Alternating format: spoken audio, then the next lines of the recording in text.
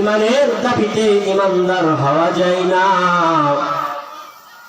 মুখে মুসলমান, কাজে মুসলমান নয়।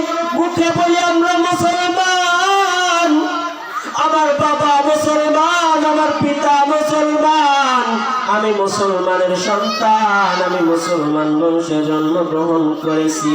আমি আর আপনি যে মুসলমান দাবি করি, এই দাবি করার দ্বারাই মুসলমান হওয়া যায় না, এই দাবি করার দ্বারা ইমানদার হওয়া যায় না।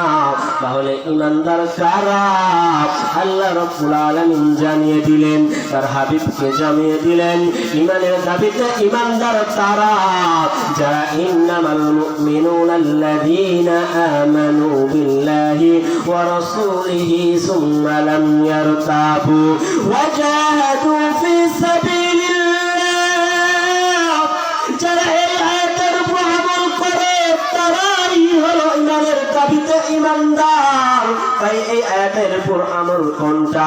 ভাই যারা নিজেরা বলে আমরা মুসলমান, যারা আল্লাহ এবং রাসূলের উপর ঈমান এনেছে, যারা স্বীকার করে আমি আল্লাহকে আনুগত্য স্বীকার করলাম, রাসূলের আনুগত্য স্বীকার করলাম, যারা নিজের জানমাল আল্লাহর রাস্তায় খরচ করে, শুধু জানমাল খরচ করে না, নিজের সময় যারা জিহাদ করে, যারা নিজের মূল্যবান সময়টা আল্লাহর রাস্তায় কাজে লাগায়, তারাই হলো ইমানের দাবিতে ইমানদার। এবার আমি একটু আপনাদেরকে একটা ঘটনা দিয়ে বুঝিয়ে দিই ইমানের দাবিতে কারা আসলে ইমানদার। আমি লম্বা করব না। ইমানের দাবিতে ইমানদার বলা যায় ওই 1400 বছর আগে সাহাবায়ে কেরামকে। ইমানের দাবিতে ইমানদার বলা যায় আবু বকরকে। ইমানের দাবিতে ইমানদার বলা যায় হযরত আলী রাদিয়াল্লাহু তাআলা আনহুকে। ইমানের দাবিতে ইমানদার বলা যায় হযরত ওমর ফারুক রাদিয়াল্লাহু তাআলা আনহুকে। ইমানের দাবিতে তাদেরকে ইমানদার বলা যায়। আর ইমানের দাবিতে ইমানদার ছিল সুমাইয়া বিনতে জামদান রাদিয়াল্লাহু তাআলা আনহু। সুমাইয়া বিনতে জামদান নবীকে ডাক দিয়ে বললেন, হে সুমাইয়া বিনতে জামদানের কাহিনী তোমরা জানো নি? সুমাইয়া বিনতে জামদানের কাহিনী কি? সুমাইয়া বিনতে জামদান যখন ঈমান আনলেন, যখন মুহাম্মাদের উপর ঈমান আনলেন, আবু জেহেল জানতে পারলেন যে হযরত সুমাইয়া বিনতে জামদান ওই মুহাম্মাদের উপর ঈমান এনেছে, মুহাম্মাদের ধর্ম গ্রহণ করেছে।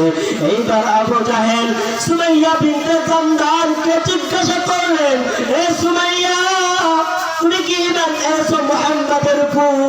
সুমাইয়া বিনতে জামদান বলল, হ্যাঁ আমি মুহাম্মাদের উপর ঈমান এনেছি। এইবার সুমাইয়া বিনতে জামদানকে বললেন, আবু জেহেল ডাক দিয়ে, হে সুমাইয়া তুমি যদি মুহাম্মাদের ধর্ম ত্যাগ না করো, মুহাম্মাদের ইসলাম ত্যাগ না করো, তাহলে আমি কিন্তু তোমাকে আমান রাখবো না, আমি কিন্তু তোমাকে আস্থা রাখবো না। সুমাইয়া তুমি ঈমান ছেড়ে দাও। সুমাইয়া বিনতে জামদান রাদিয়াল্লাহু তাআলা আনহা দিয়া বললেন, হে মুক্তার আবু জেহেল, মুক্তার কাফেরদের লিডার, হে সরকার শুনে রাখো, আমি ঈমান এনেছি মুহাম্মাদের উপর, আমি আল্লাহকে এক বলে স্বীকার করে নিয়েছি। তোমরা শুনে রেখো, শুনে রেখো, আমি আমার সমস্ত জানমাল দিতে পারি, আমি আমার জান দিতে পারি, আমি আমার মাল দিয়ে দিতে পারি, কিন্তু মুহাম্মাদের ধর্ম ত্যাগ করতে পারবো না। আমি মুহাম্মাদের ধর্ম ত্যাগ করতে পারবো না। আমি দরকার হলে, প্রয়োজন হলে জীবন দিয়ে দিব। হে আবু জেহেল শুনে রাখো, আমি মুহাম্মাদের ধর্ম কিন্তু ত্যাগ করবো না। এইবার আবু জেহেল ডাকতে পাই, হে সুমাইয়া তুমি যদি ধর্ম ত্যাগ না করো, আমি আবু জেহেল কিন্তু ছাড়বো না। সুমাইয়া বিনতে জামদান এইবার অটল রইলেন, আমিও ইসলাম ছাড়বো না। তুমি এক আবু জেহেল কি করবা? তুমি হয়তো আমাকে মেরে ফেলবা, তুমি হয়তো আমাকে কষ্ট দিবা, তার চাইতে তো আর বেশি করতে পারবা না। তোমার শক্তি আমার মৃত্যুর আগ পর্যন্ত। এইবার আবু জেহেল তার সৈন্যদেরকে নিয়ে সুমাইয়া বিনতে জামদানকে যখন আটক করলেন, দুই হাত দুই দিকে বাঁধলেন আর সুমাইয়া বিনতে জামদানের দিকে তাকিয়ে বললেন, এ সুমাইয়া, তুমি যদি ধর্ম ত্যাগ না করো আমি কিন্তু তোমাকে মেরে ফেলবো। দুইটা হাত দুই দিকে বাঁধলেন। এইবার আবু জেহেল তার সৈন্যদের দিকে ডাক দিয়ে বললেন, আমার বর্ষাটা দাও, তাকে উলঙ্গ করো। একজনকে বললেন তাকে উলঙ্গ করো, তার কাপড়গুলো খুলে ফেলো। এই বলে আবু জেহেল হাত দিয়ে তার শরীর, সমস্ত শরীর থেকে কাপড়গুলো খুলে ফেলে উলঙ্গ করে ফেললেন। এইবার ডাকতে বলে, দাও আমার